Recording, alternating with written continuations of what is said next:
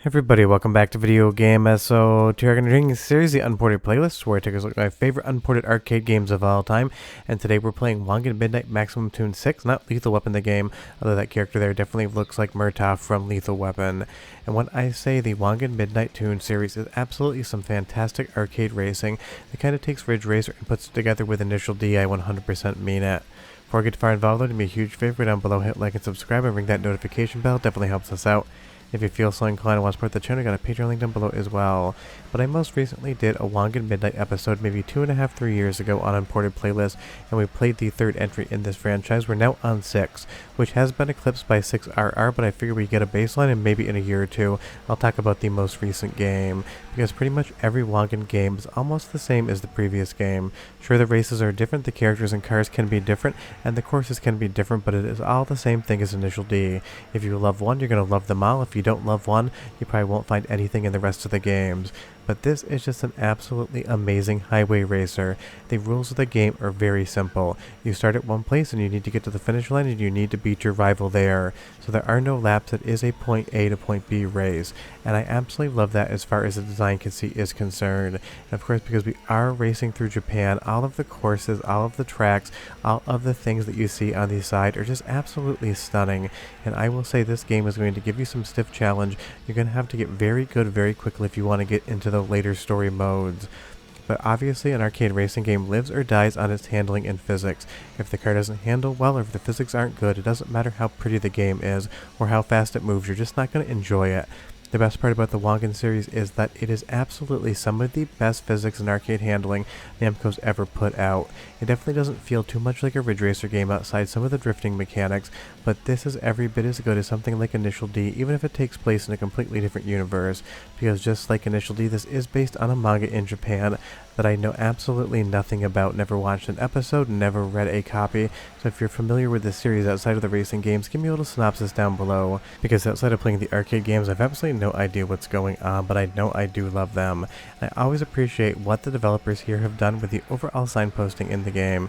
You're going to be weaving in and out of traffic, but every single vehicle on the road that is not your car or your rival's car is going to be in this bright yellow, so you're always going to be able to easily visually see what's coming up, because you're going to be weaving in and out of traffic. You're going to be trading paint with your opponent in some spots. Like I said, as you get further into this game, it absolutely just gets more difficult, and I can't recommend enough. You want to play this game in first-person mode. There is a third-person view, but just like Initial D before it, this is the type of title that just excels when you're in that cockpit view. It's going to be easier to navigate through traffic, it's going to be easier to drift, and the sensation of speed in first person is just absolutely going to blow you away, because it really does feel like we're doing every bit of 240 kilometers an hour. I almost wanted to say miles per hour there, but that would be a completely different race. It'd have to be on a racetrack. But honestly, these are the type of titles I absolutely love, because there is a good sense of progression in them as well. And if you see an arcade cabinet for this in arcades, unfortunately the online service has been discontinued, so you have to basically upgrade yourself to the new entry in the series. But people play these games for dozens upon dozens of hours in arcades, upgrading their vehicle, getting new modifications, and really treating it like a home console game, even if it didn't come to home consoles, because Wangan for the most part is an arcade franchise through and through. And if you do see one of these cabinets in the US, you're probably going to see it at something like a big chain arcade, because pretty much no small arcade operators have ever seen like to import cabinets these days. But the best part is you can play this game on your computer via TechnoParrot. You will have a couple issues trying to actually save your progress without setting it up correctly, but if you just want to jump in and hit some races up, it's going to be the type of thing that runs flawlessly on PC. Now I am playing this with a wheel and pedal set like I do for most of my arcade racing games, but it absolutely operates incredibly well with an analog controller as well. But if you really want to get into playing a ton of modern arcade racing games on your PC, I can't recommend a wheel and pedal out enough. It really just upgrades absolutely everything, especially if the game does come with force feedback and your wheel supports it, and really gives you that classic arcade feel. But you'll see here, I'm coming up to the finish line. I've got about 300 meters to go, and I'm going to be able to beat my rival here. And every time you do beat a rival, you're going to get some sort of upgrade points for your vehicle. Here, we've already upgraded our power, so now we're going to get a little bit better handling to reduce the body roll and sway in some of the corners. But this game has an absolutely amazing soundtrack, so go ahead and listen for 45 seconds, and I'll come back and tell you more about the history of the series.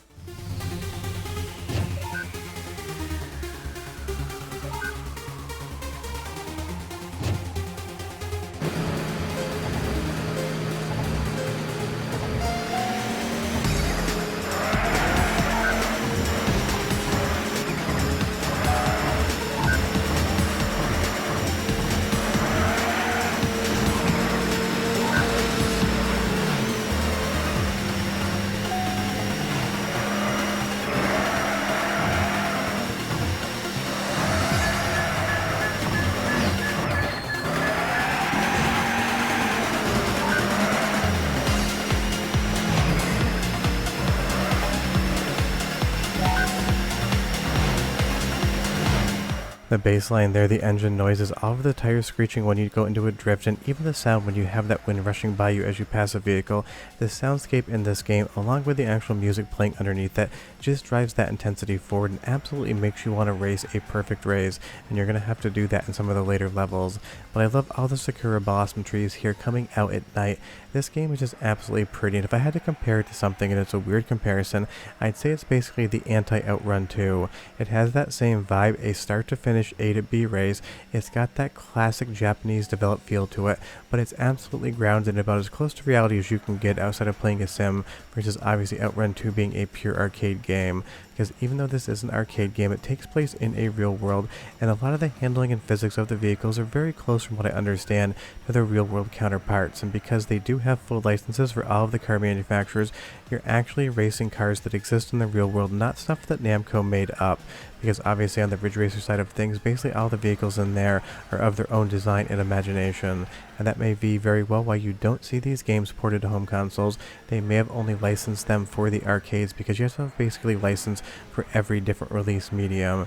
But as we actually get bumped here by our rival and try to get back ahead, I love the bump and grind trading paint gameplay. The AI is going to be aggressive. They're going to try to box you out. They're going to try to hit you, and there's going to be different obstacles in the course. You'll see there, this bridge separates into two different pieces. If you hit that head on, you're absolutely going to lose a ton of time, because you can make maybe one or two major mistakes in a race and maybe still get the quote-unquote checkered flag, but if you make more than that, odds are you're going to be replaying the same area a second time.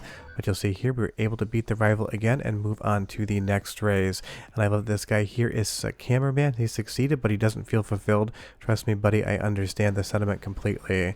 All jokes aside, I love how good these games are, because I don't even have to really cut much of the footage. The intensity, the turns really sell themselves, and I don't need to make it any flashier than it is. Basically, every race is going to take between 3 to 5 minutes long, and it's going to be some of the most fun you can have in those 5 minutes playing an arcade racing game. It hits the same way something like Outrun 2, Initial D, or Ridge Racer does, except in a different universe, and that gigantic Ferris with all those neon lights just really shows how pretty this game is in motion. It's definitely not as pretty as something as you'll see on PlayStation 5 or Xbox Series X these days, or PC, but it does an effective job with the graphics and just grounding itself in reality while also giving you something to look at. And that's all I ever want out of an arcade racing game. I want great physics, I want great handling, I want great graphics, and I want to really feel like I am mastering the vehicle that I have chosen. I'm getting better at the game as I play. And Wangan Midnight Maximum Tune, all of the games, but especially 6, really do sell that. But one more taste of the soundtrack, because I can't stress enough, the music really makes this game. Without it would only be an 8.5 out of 10. So enjoy.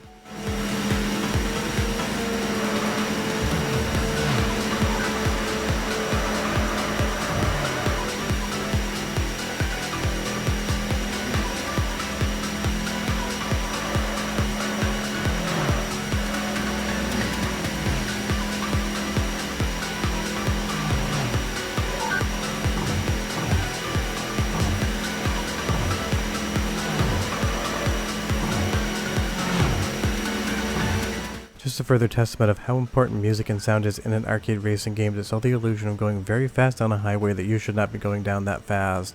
But honestly, this is the type of game I like to play it just to zen out. I think I'm going to play 10 to 20 minutes and suddenly an hour or two have gone by and I've just been ripping down the highways of Japan, weaving in and out of traffic and having an absolute blast doing it. And with the wheel and pedal, it even sells the illusion that much more. So much so that I want to build an actual racing rig at some point in time, maybe when I have a bigger house, so I can keep it set up all the time, because I gotta set up and break down my wheel constantly, which drives me nuts. But if you've never played any of the Wangan Midnight Tune games, definitely check one out. I suggest you start at 6, it is the most recent, but honestly any of them that run on TechnoParrot are going to be a ton of fun, and you might end up playing all of them like I have. But if you have played these games before, leave me a comment down below and you tell me, what do you think of them and what is your favorite? It's a bummer they don't come to any sort of modern platform, and I'd love to see a VR release. It'd be so much fun to play a game like this in virtual reality, but at least we have the arcade versions, and at least they do work at home. But I'm going to keep racing, I'm going to hope to get the checkered flag, and I'll see you guys all next time for the next racing video I decide to make. I hope you enjoyed the video. Bye bye.